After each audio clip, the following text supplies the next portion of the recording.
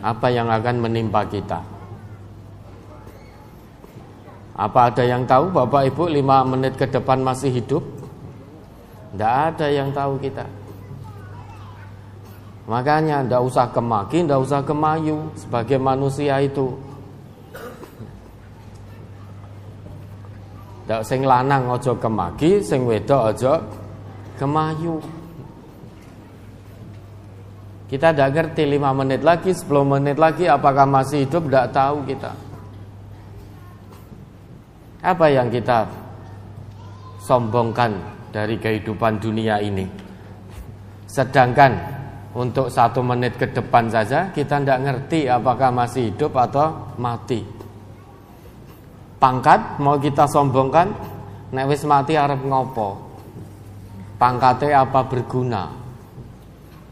Harta mau kita sombongkan, kalau 5 menit lagi dipanggil oleh Allah, apa mau dibawa mati hartanya? Maka tidak ada yang perlu kita sombongkan. Cukup kita berusaha untuk mencari bekal kematian. Karena mati itu pasti kok, tidak ada yang bisa menghindar. Mau sembunyi di mana? Di benteng yang sangat kokoh pun juga akan didatangi oleh yang namanya kematian. Coba Bapak Ibu mau lari, mau sembunyi dari kematian, ning ngendi ndelike? Bahkan konon ada orang yang kaya raya di dunia ini membuat benteng anti kiamat, kan itu kan. Habis sekian triliun. Dikiranya nanti kalau guncangan kiamat, benteng yang dia bangun itu tidak ikut hancur. Mau sembunyi di mana kita dari kematian? Saat kita aktivitas, kematian juga bisa, sangat bisa menjumpai kita.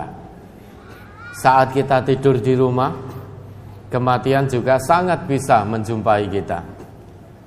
Saat kita mudik ke kampung halaman, kemarin Idul Fitri, sangat bisa. Saat kita kembali ke perantauan, sangat bisa kematian menjumpai kita. Mau kemana? Fa'ainal mafar, kemana kita sembunyi?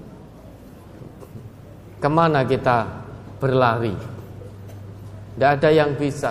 Tidak ada tempat yang aman untuk lari dari kematian. Maka siapkan bekal kematian itu. Ini hal keempat yang manusia tidak tahu, tapi banyak yang merasa paling tahu.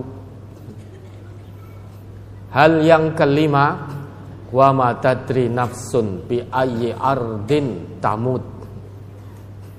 Tidak ada seorang pun yang mengetahui di bumi mana dia akan mati.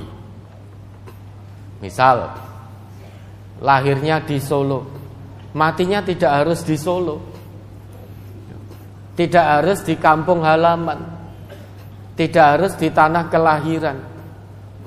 Kalau malaikat maut sudah diperintah oleh Allah, yang terjadi, yang namanya malaikat itu hanya tahu taat kepada Allah, hanya mengenal taat kepada Allah, tidak kenal maksiat kepada Allah. Itu malaikat. La ya'sunallah ma amarahum wa yaf'aluna ma yu'marun. Tidak akan pernah bermaksiat kepada Allah atas apa yang Allah perintahkan kepada para malaikat. Dan malaikat itu senantiasa mengerjakan apa yang diperintahkan kepadanya. Sehingga kalau Allah sudah perintahkan kepada malaikat mautnya, malaikat tidak akan nawar kepada Allah, ya Allah, kasihan dia sedang berada dalam perantauan, bisakah ditunda? Nanti kalau sudah kembali ke kampung halaman berkumpul dengan keluarganya. Malaikat tidak pernah melakukan itu. Ya Allah, kasihan ini momentum lagi bahagia Idul Fitri, kumpul bersama keluarga. Bisakah ditunda barang sejenak? setelah momentum Idul Fitri ini selesai, malaikat tidak akan pernah melakukan itu. Kalau perintahkan oleh Allah, hei malaikat maut, panggil pulang fulan atau fulanah itu.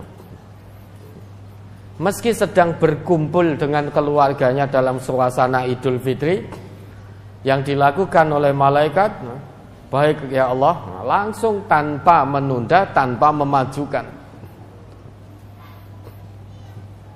Bahkan ketika sholat Idul Fitri pun, kalau malaikat maut sudah diperintahkan oleh Allah, ya dipanggil pulang, cabut nyawanya. Lah kita manusia tidak tahu di bumi mana kita akan dipanggil oleh Allah.